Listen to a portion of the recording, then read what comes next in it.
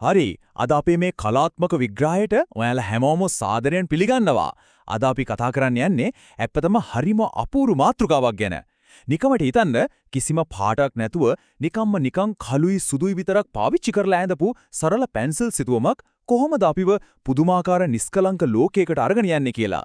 ඉතින් මේ ඒකවර්ණ එමත් නැත්තම් මොනොක්‍රොම් සිතුවමක තියෙන ඒ අපූර්ව රහස අපි අද එකින් එක දිගහැරලා බලමු. දැන් තත්පර කිහිපයකට මේ සිතුවම දිහා හොඳින් බලන්න. මොකක්ද ඔයාලට දැනෙන හැඟීම? මට නම් දැනෙන්නේ මාරම නිස්කලංක සාමකාමී බවක්.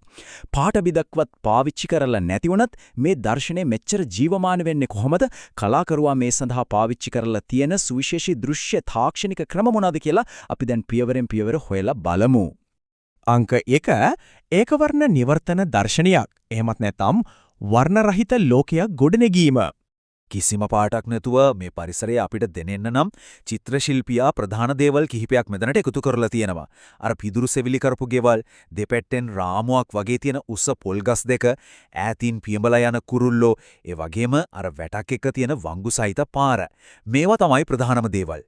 ඔයාලට පේනවා ඇති කොළ පාටවත් නිල් පාටවත් නැතුව වුණත් මේ හුරුපුරුදු දේවල් දැක්ක ගමන් අපේ මනසට එන්නේ සුන්දර නිවර්තන කලාපීය පරිසරයක් නේද? ඇත්තටම මේකේ තියෙන රසවත්ම දේ තමයි මේ අංග ස්ථානගත කරලා තියෙන විදිය. නිකමට නෙවෙයි, හරිම සැලසුම් සහගතව තමයි මේවා තියලා තියෙන්නේ. අපේ ඇස් ඉස්සරහා ඉඳලා, ඒ කියන්නේ පෙරබිමේ ඉඳලා චිත්‍රයේ පසුබිම දක්වාම નિરાයාසයෙන් අරගෙන යන්න මේ ස්ථානගත කිරීම ලොකු උදව්වක් වෙනවා. ඔයාලට අර පසුබිමින් පේන දීප්තිවත් ගෝලය දිහා බැලුවම මොකද හිතෙන්නේ? ඒක ඉරක්ද නැත්නම් සඳක්ද? ඇත්තටම ඒක හරියටම කියන්න බෑ නේද? අන්නේ පැහැදිලි බව එමත් නැත්නම් ඒ අභිරහස් ගතිය නිසාම අපි තවත් ලං වෙලා මේ චිත්‍රය දිහා බලන්න පෙළෙමෙනවා. මේක දවල් දර්ශනයක්ද රෑ දර්ශනයක්ද කියන එකත් එක්ක සමස්ත චිත්‍රයම මතු කරන හැඟීම ගැන තවදුරටත් හිතන්න ඒක අපිට ඉඩ හදලා දෙනවා. අංක 2 රාමු කිරීම සහ ප්‍රමුඛ රේඛා. අපේ දැස නිවර්දිව මෙහෙවීම ගැනයි මේ කොටසින් කියවෙන්නේ. චිත්‍රයේ පහළම කොටසට ඔයාලගේ අවධානය ගන්න. අර වක්‍රාකාරව තියෙන බැමිවල අඳුරු සෙවණැලි දිහා ටිකක් බලන්නකෝ. ඒ බැමි වලින් හැදිච්ච ඇතුළට විහිදිලා යන පාර හරියට ප්‍රබල මං පෙන්වන රේඛාවක් වගේ. අපි S2 නිකම්ම අර මැද තියෙන නිවාස දෙසට ඇදිලා යන ඔයාලට දැනෙනවා ඇති. චිත්‍රයේ මැද ඉඳන් ටිකක් පිටතට බැලුවොත් අර උස පොල්ගස් දෙක ස්වභාවික රාමුවක් වගේ ක්‍රියා කරන්න හැටි පැහැදිලිවම පේනවා. අපේ ඇස් චිත්‍රයේ රාමුවෙන් පිටතට යන එක වළක්වලා මේ කලාකෘතිය ඇතුළෙම අපේ අවධානය රඳව ගන්න මේ ගස් දෙක කරන්නේ මාරම ලොකු කාර්යභාරයක්. ඒ විතරක් නෙමෙයි, මේ පොල්ගස් තරමක් ඇතුළට නැමිලා හරියට අර මැද තියෙන gedara ආදරෙන් තුරුළු කරගන්නවා වගේ නේද පේන්නේ. මේ නිසා හරිම සමීප ඒ වගේම ටිකක් හුදකලා හැඟීමක් නිර්මාණය වෙනවා. අර මැද තියෙන ගොඩනැගිලි වල සුන්දර රටාවන් දිහාම බලාගෙන ඉන්න අපිට හිතෙන්නේ අන්න ඒ නිසයි.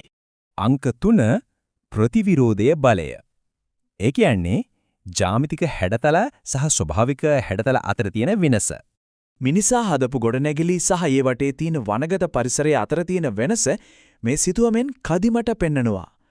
වම් පැත්තෙන් බැලුවොත් කෙලින් නිරි තියණු කෝණ තියෙන ජ්‍යාමිතික හැඩයේ ගෙවල් තියෙනවා.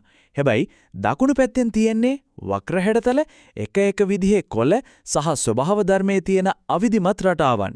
මේ එකිනෙකට වෙනස් දේවල් දෙක නිසා චිත්‍රයට අමුතුම ජීවයක් ලැබිලා තියෙනවා. දැන් අර සුදු පාට ගෝලයට ඉස්සරහින් මැද තියෙන කළු පාට ඡායාව, එමත් නැත්නම් සිල්වෙට් එක දිහා හොඳට බලන්න. කොළ මුකුත් නැති ඒ ගසේ තියෙන තද අඳුරු පැහැ ඊට පිටපස්සේ තියෙන කිසිම සෙවණැල්ලක් නැති පිරිසිදු සුදු පැහැති ගෝලයට එරෙහිව කොච්චර නාටකීය විදිහට ඉස්මුතු වෙලා පේනවාද කියලා බලන්න. ඇත්තට මේක හරිම ප්‍රබල දර්ශනයක්. කලාවේ මූලික સિદ્ધාන්තයක් තියෙනවා ප්‍රතිවිරෝධය මගින් අවධානය නිර්මාණය කරයි කියා. ඒ දේ හරියටම මේ චිත්‍රය ඇතුලේ ක්‍රියාත්මක වෙනවා. මේ සංකල්පය නිසා තමයි මේ චිත්‍රයේ තියෙන විවිධ හැඩතල සහ රටා නිසා අපේ ඇස වෙහෙසටපත් නොවි මුළු චිත්‍රයම එකට බැඳලා තියෙනවා වගේ අපිට දැනෙන්නේ. අවසාන කොටස අංක 4 සංසුම් බවක් ඇති කිරීම. සෙවණැලි මගින් අපේ හැඟීම් වලට කරන බලපෑම ගැනයි දැන් අපි කතා කරන්නේ. මේ විදිහේ නිස්කලංක බවක් ගේන්න කලාකරුවා අපූර්ව උපක්‍රම ටිකක් පාවිච්චි කරලා තියෙනවා. චිත්‍රයේ තියෙන සමමිතික සමබරතාවය, ඒ වගේම මෘදු විදිහට මිශ්‍ර කරපු පසුබිම් මහස ඒකට හොඳ උදාහරණය. ඒ වගේම මැද තියෙන දේවල් වල නිශ්චල බව සහ ඈතින් පියමන කුරුල්ලන්ගේ මෘදු චලනය, මේ හැමදේම එකතු වෙලා අපේ හිතේ තියෙන කලබලකාරී බව නැති කරලා පුදුමාකාර නිශ්චල බවක් චිත්‍රය පුරාවටම ඉතිරි කරනවා. ස්වාභාවිකව රාමුකරන එක, මඟ පෙන්වන රේඛා, ඒ වගේම තද අඳුර සහ එළිය අතර තියෙන වෙනස මේ හැමදේම එකතු කරලා කලාකරුවා නිකම් පෑන්සලක් විතර පාවිච්චි කරලා කොච්චර සාමකාමී සමබර ලෝකයක් නිර්මාණය කරලා තියෙනවද? අපි මේ දකින්නේ ඒ අති විශිෂ්ට උත්සාහයේ සාර්ථක ප්‍රතිඵලයයි. ඉතින් අවසාන වශයෙන් ඔයාලගෙන් අහන්න කැමතියි අර අඳුරු සෙවණලි වැටලා තියෙන නිස්කලංක ගෙවල් ඇතුලේ මොන වගේ කතාන්දර හැංගිලා ඇද්ද? මේ විතර අපූර්වට නිර්මාණය කරපු ඒකවර්ණ ලෝකය ඇතුලේ තියෙන අපිට නොපෙනෙන මේ ජීවිතය ගැන අපිට නොහිතා ඉන්න බෑ නේද? ඇත්තටම මේ නිර්මාණයේ සැබෑම සුන්දරත්වය හැංගිලා තියෙන්නේ අන්න ඒ අපේ හිතේ ඉතිරි වෙන කුතුහලය ඇතුලේ කියලායි මට නම් හිතෙන්නේ.